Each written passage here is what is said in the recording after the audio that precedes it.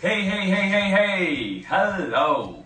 अभी मैंने रिसेंटली एक मूवी देखी हम्प्टी शर्मा की दुल्हनिया, जिसमें एक बहुत प्यारा डायलॉग था कि रिलेशनशिप में लोग परफेक्ट हो ना हो, लेकिन रिलेशन परफेक्ट होना चाहिए। चाहे एक हस्बैंड वाइफ हो या पेरेंट चाइल्ड का रिलेशन हो, दोस्तों की बात हो या गर्लफ्रेंड बॉयफ्रेंड का साथ हो, इन स्वीट रिलेशंस में जब एक दूसरे की इम्परफेक्शन की वजह से झगड़े होते हैं ना, तो मिसकम्युनिकेशन भी होती है, मिसअंडरस्टैंडिंग भी होती है, माइंड स्ट्रेस रहता है, खुशियों को ताला लगता है, काम में ध्यान नहीं लगता, कुछ भी अच्छा नहीं लगता और रिलेशंस और कमजोर हो जाते हैं। सो इस वीडियो में मैं आपको दे रहा हूं 7 ऐसी टिप्स जिनके साथ आप अपनी बात कह भी पाओगे और उन चीजों का ध्यान भी रख पाओगे जिसके साथ रिलेशन जीते। क्योंकि ना आपको जीतना है ना दूसरे को जिताना है, अपनी बात कहनी है और दोनों को मिलके रिलेशन को जिताना है। सो पहला पॉइंट जिसका हमें ध्यान रखना होगा वो है कि प्रेजेंट में रहो। क्या 5 साल पुराना, 3 साल पुराना या 1 साल पुराना न्यूज़पेपर अपने टेबल पे रखते हो? ऑब्वियसली नहीं। ऐसे ही जब आप अपनी बात अपने पार्टनर को कन्वे कर रहे होते हो तो प्रेजेंट की बात बताओ। 3 साल पुरानी, 1 साल पुरानी, 6 महीने पुरानी गलतियों को बीच में मत लाओ।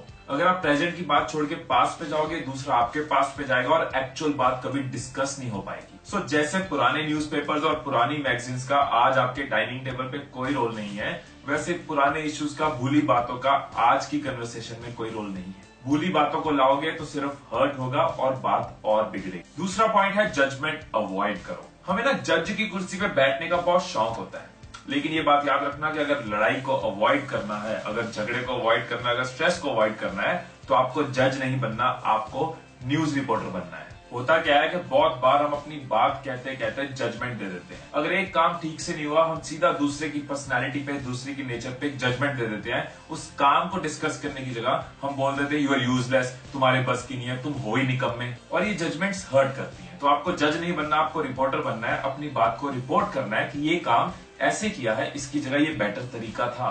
क्योंकि अगर आप अपनी बात कहने की जगह सीधा जजमेंट दोगे तो बिजली ही गिरेगी। सो आज के बाद जज बन के अपने पार्टनर को फैसला मत सुनाओ, रिपोर्टर बनो और अपने पार्टनर को अपनी बात रिपोर्ट करो। थर्ड पॉइंट है कि एक बार में एक इशू डिस्कस करो। ये नहीं कि कुछ कहने का मौका मिला है तो रैपिड फायर अटैक कर दो। आप वो एक चीज डिस्कस करो जिसके साथ आपको प्रॉब्लम है।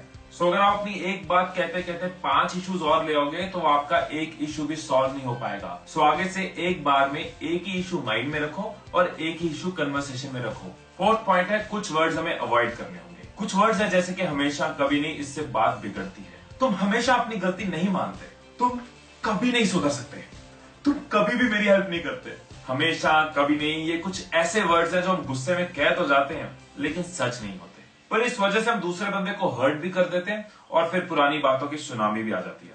अच्छा मैं कभी हेल्प नहीं करता, याद है उस दिन, अच्छा मैं गलती नहीं मानता, याद है उस दिन मैंने सॉरी कहा था। लेकिन अगर आपका पर्पस बातों को सॉल्व करना है, रिलेशन को ठीक करना है, तो ऐसे वर्ड्स को अवॉइड करो। फिफ्थ पॉइंट है कि अज्यूम मत करो। हम सब यूनिक हैं, हमारी लुक्स में डिफरेंस होता है, हमारी नेचर में डिफरेंस होता है। जैसे हमारा एक पॉइंट ऑफ व्यू है, दूसरे का भी एक पॉइंट ऑफ व्यू है। जैसे हमें लगता है हम सही हैं, दूसरे को भी लगता है कि वो सही है। लेकिन ज्यादातर हम एज्यूम कर लेते हैं कि नहीं, सिर्फ मैं सही हूं। और जब दूसरा हमारी बात समझ नहीं पाता, हमारे एंगल को समझ नहीं पाता, तो हम इरिटेट हो जाते हैं। और जब आप एज्यूम करते हो कि आप सही हो तो आप दूसरे को सुनते कम हो और अपना रिप्लाई ज्यादा तैयार करते हो, अपना रिप्लाई ज्यादा देते हो। और अगर हम दूसरे को सुनेंगे नहीं तो दूसरे को समझेंगे नहीं। सो आगे से अपने मन में एज्यूम मत करो कि आप सही हो या गलत हो, आप डिस्कस करो, अपना व्यू रखो, दूसरे का व्यू सुनो। आधी से ज्यादा प्रॉब्लम्स तो ऐसे ही सॉल्व हो जाएंगी। 6th पॉइंट है कंपैशन रखो। रिलेशन में कुछ बातें हमें इरिटेट कर जाती है, हम उन बातों पे रिएक्ट करते हैं, उन बातों पे झगड़ा करते हैं। ऐसी सिचुएशंस में खुद को चैलेंज करो कि दूसरे यानी कि अपने पार्टनर के इस एक्शन के पीछे हम एक अच्छी इंटेंशन ढूंढेंगे। खुद को चैलेंज करो कि इसके पीछे एक अच्छा कारण ढूंढेंगे। जब ऐसे आप खुद को चैलेंज करोगे कि मैं दूसरे के इस बात के पीछे भी अच्छा कारण ढूंढूंगा, तो बहुत बार आपको ऐसी चीजें नजर आएंगी जो आपने कभी सोची नहीं होंगी। फॉर एग्जाम्पल, एक बंदी हमेशा इरिटेट होकर अपने बंदे को कहती है कि यार तुम्हें मेरे साथ हमेशा एक रेस्टोरेंट चूज करने में इतना टाइम क्यों लगता है? हो सकता है कि वो टाइम इसलिए ले रहा है क्योंकि वो आपको एक अच्छी जगह पे लेके जाना चाहता है। He wants to make sure कि वो आपको डिसअपॉइंट ना करे। शायद वो कंफ्यूज नहीं है, वो कंसर्न है। सो ऐसे जब खुद को चैलेंज करोगे कि दूसरे के एक्शन के पीछे कुछ अच्छा ढूंढना है, तो ऐसी बहुत सारी चीजें आपके सामने आएंगी।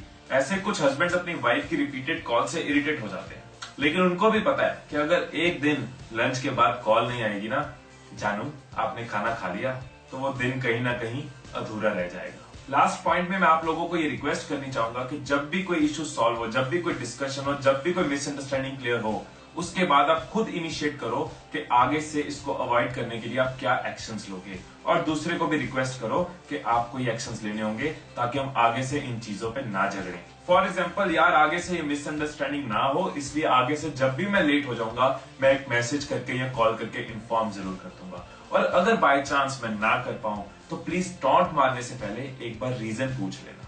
सो इसमें दोनों के एक्शन स्टेप आ गए कि मैं इन्फॉर्म नहीं कर पा रहा तो मैं बताया करूंगा, अगर कभी कुछ अर्जेंसी हो गई तो तुम टॉन्ट मत मारना, पहले पूछ लेना, हो सकता है कोई अर्जेंट रीजन हो।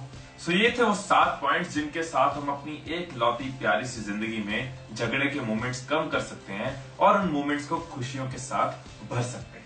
मुझे लगता है कि अगर हम सब इन पॉइंट्स का ध्यान रखेंगे तो कपल्स में, फैमिलीज में, ऑफिसेज में कितना स्ट्रेस कम हो सकता है, कितनी टेंशन्स कम हो सकती हैं और कितने रिलेशंस बच सकते हैं। मैं आप सबसे रिक्वेस्ट करूंगा कि इस वीडियो को व्हाट्सएप और फेसबुक पे शेयर जरूर कीजिए सो दैट आप और आपसे जुड़े लोग इन बातों का ध्यान रख सकें और अपने रिलेशंस बचा सकें। ये वीडियो अच्छी लगी हो तो लाइक और कमेंट जरूर कीजिए। Keep watching, keep sharing, stay blessed.